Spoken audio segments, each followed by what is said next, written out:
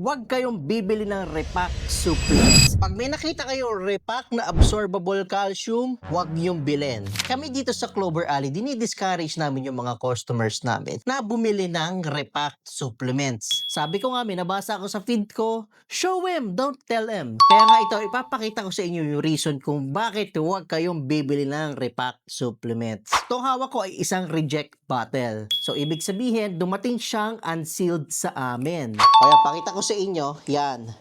Papakita ko yung kondisyon ng soft gels. Ito yung itsura ng soft gels.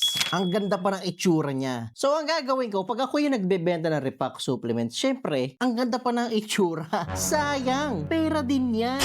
Syempre, yung ibang nagbebenta dyan ng repack supplements, ang gagawin nila, ibebenta pa nila yan. Sayang eh. Tignan mo pa naman ang itsura, oh. Pwede pa yan ibenta. Kaya ulitin ko, dinidiscourage namin kayo bumili ng repack supplements online.